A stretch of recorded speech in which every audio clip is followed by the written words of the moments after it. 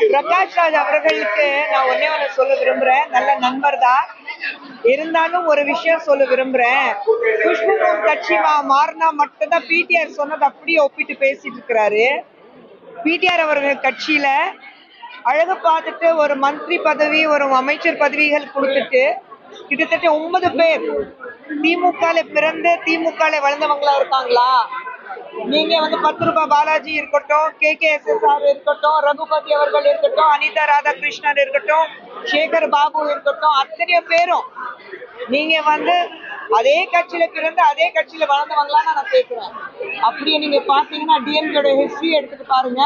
எங்கிருந்து டிஎம்கே தனியா தானே வந்தது. எங்கிருந்து பிறந்து வெளியில வந்து அவங்க வளர்ந்து வந்தவங்க தானே. அப்ப டிஎம்கே ஹிஸ்டரி பத்தி என்கிட்ட மட்டும் பேச வேண்டாம். சுந்தர் சிக்கு எப்படி சீட் கிடைச்சிச்சுன்னா, பிரகாஷ் ராஜ் அவர்கள் எலெக்ஷன்ல நின்று எந்த அளவுக்கு டிபாசிட் கூட வராம தோத்து போனாரு. அவருக்கும் சுந்தர் சிக்கு எவ்வளவு வித்தியாசமா இருக்கு, அது அவரே கொஞ்சம் யோசிச்சு பார்க்கலாம். சுந்தர் சிக்கு எப்படி சீட் கிடைச்சிச்சுன்னா, சுந்தர் சி அப்ப என்ன சொல்ல வர்றாரு எனக்கு புரியல. எப்படி யோசிச்சு வரணும் அவர் சொல்றாருன்னா, அவர் நேரம் ஃப்ரீயா இருந்தாக்கா அவர் யோசிச்சு எனக்கு சொல்லுங்க எப்படி கிடைச்சிச்சு.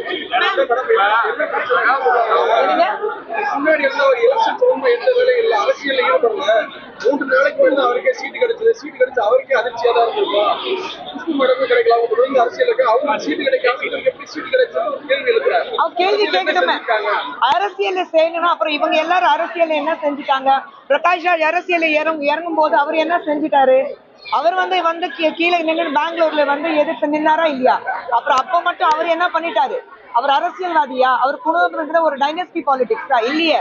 யார் எங்களை பார்த்துட்டு சினிமா சங்கி கூத்தாடி சொன்னாங்களோ அவங்களுக்கு இன்னைக்கு சத்யராஜும் பிரகாஷ் ராஜும் டெலிவிஷன்ல இருக்கிற அத்தனை பேர் அந்த கூத்தாடிக்கு தானே தேவைப்படுது இன்னைக்கு பிடிஆருக்கு அவருக்காக பிரச்சாரம் பண்றதுக்கு. அப்போ எங்களை பார்த்தா நாங்க கூத்தாடிங்க.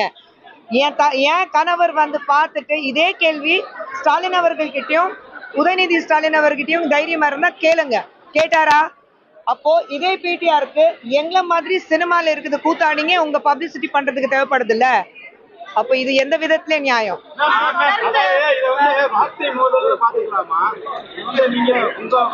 நாங்க வார்த்தை மோதலே கிடையாது. நான் ஆரம்பத்திலே நான் ஏற்கனவே சொல்லிட்டேன்.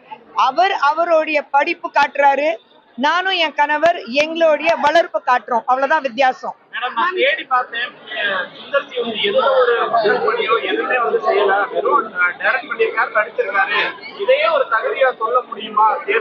இல்ல பிடிஆர் அவர்கள் இன்னைக்கு அவர் பேர் சொல்ல வேண்டிய ஒரு நிலைமை இருக்கு.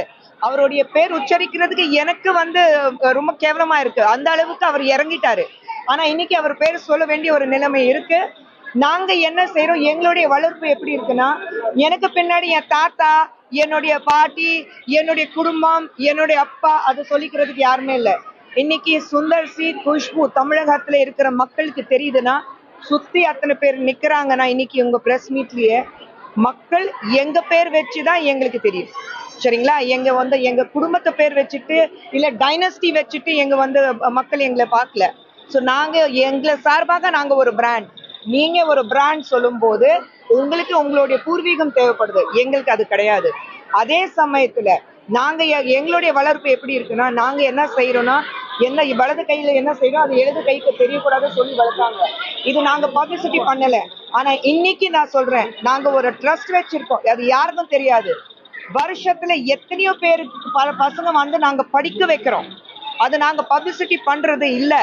அதுக்காக என் மாமனார் பேர்ல ஒரு ட்ரஸ்ட் இருக்கு. இதுக்கு முன்னாடி நானும் சுந்தர் சார் எவ்வளவு செஞ்சிருக்கோம். ஐடில தானே இருக்காரு. வெறும் நான் எனக்கு பேர் வரணுங்கிறதுக்காக பப்ளிசிட்டி பண்ணிட்டு அந்த சீப் பப்ளிசிட்டி தேடக்கூடிய ஆளுங்க சுந்தர் சி, குஷ்பு கிடையாது.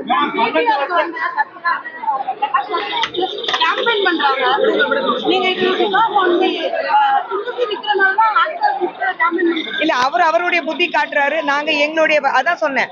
அவருடைய புத்தி காட்டுறாரு, நாங்க எங்களுடைய வளர்ப்பு காட்டிட்டு இருக்கோம்.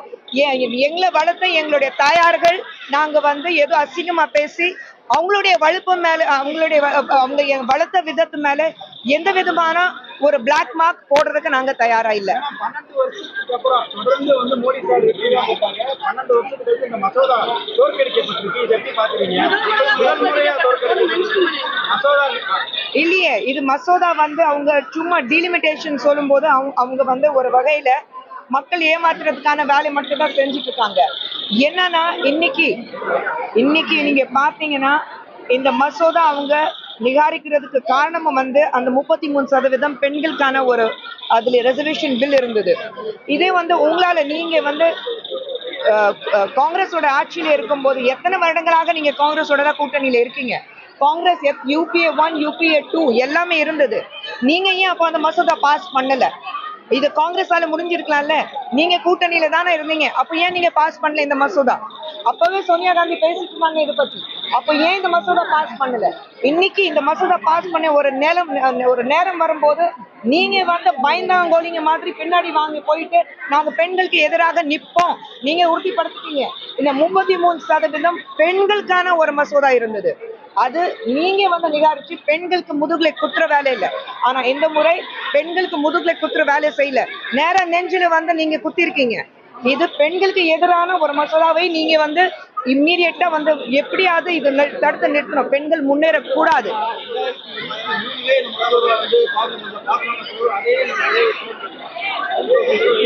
சென்சஸ்க்கு பின்னாடி நீங்க எப்படி பேசினா சென்சஸ் பண்ணாம எப்படி ஒரு மசோதா பாஸ் பண்ண முடியும்? அது இம்ப்ளிமெண்ட் இப்போ ஓகே ஆனா தானே இம்ப்ளிமெண்ட் உங்களுக்கு 2027ல இருக்கும். சென்சஸ் பண்ணதுக்கு உங்களுக்கு 2027 தானே சென்சஸ் வரும். சென்சஸ் பண்ணதுக்கு அப்புறம் தான் பண்ண முடியும். அப்போ திமுக இருக்கிறவங்க படிக்காதவங்களா? பெரிய படிக்காத மேதையெல்லாம் சொல்றாங்களே, இருக்கிறது மண்டையில இருக்கிறது புத்தி யூஸ் பண்ண மாட்டாங்களா?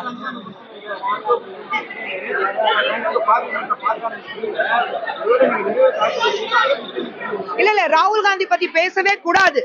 ராகுல் காந்தி அண்ட் திமுக கூட்டணி படிச்சு முட்டாளங்க இருக்கிறவங்க. அவங்க படிச்சு முட்டாளங்க தான் நான் சொல்வேன். பேசிக் சென்சஸ் 2011ல சென்சஸ் நடந்தது. 2021ல அந்த சென்சஸ் பண்ணிருக்கணும். கோவிட்னால அந்த சென்சஸ் பண்ண முடியல. அதுக்காக தான் 23ல வந்தது. சென்சஸ் ஆனதுக்கு அப்புறம் தான் இம்ப்ளிமெண்ட் பண்ண முடியும். அப்ப இம்ப்ளிமெண்ட் பண்ணும்போது சென்சஸே இன்னும் வரலையே. ஆனா மசோதா பாஸ் ஆனா 2027 ஆயிருக்கும் உங்களுக்கு.